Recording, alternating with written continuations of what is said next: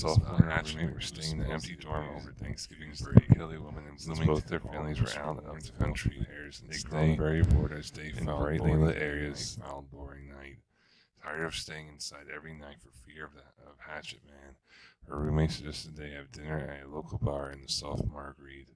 The two women had lingered longer than anticipated, and it was almost midnight when the sophomore, more than a little drunk, decided to walk back to the dorm.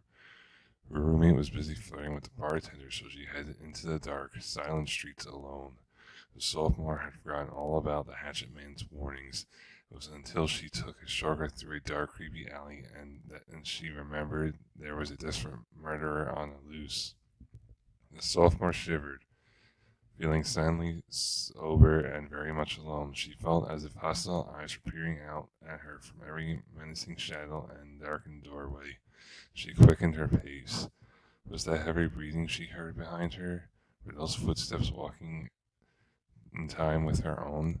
The sophomore broke into a run, heart pounding fiercely, sure that someone was following her. She darted onto the college campus, zigzagged through the buildings, and flung herself panting into the dorm. She pounded up 3 flights of stairs down the hall and slammed into her room, locking the door behind her. It was only then, leaning against the door, with her heart racing, that she started to feel foolish. There was no sound from the hallway, no footsteps, no heavy breathing, no hatchet breaking through the wood of the door. She'd been a fool. Sophomore slaggered to the bathroom to wash up for the night, leaving the door locked behind her. She kept glancing in the mirror to make sure that everything was secure. The scene in the mirror was normal, and there was no sound in the empty dormitory. Everything was just fine, she told herself. And she just remembered that her roommate was still at the bar. She didn't want her roommate to walk home alone, so she called the bar and asked the manager if he would arrange for her roommate to bring her home in a taxi.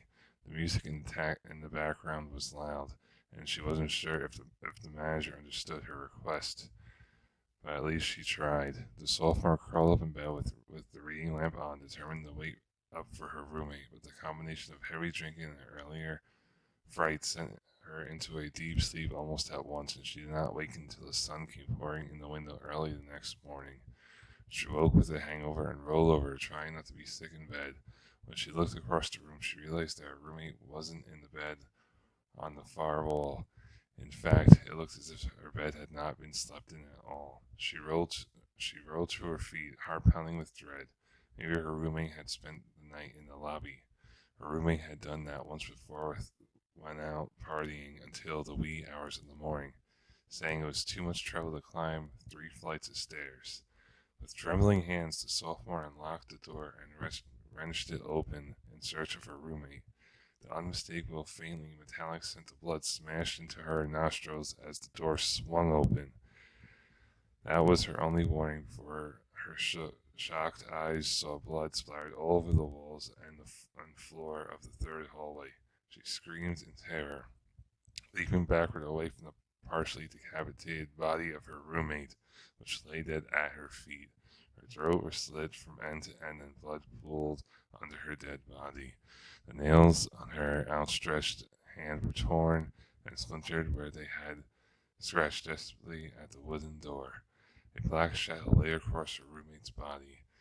She looked up in a daze, her gaze following the black shadow to its source. Embedded in the window frame near the entrance to the staircase was a blood-stained hatchet outlined in the light of the rising sun.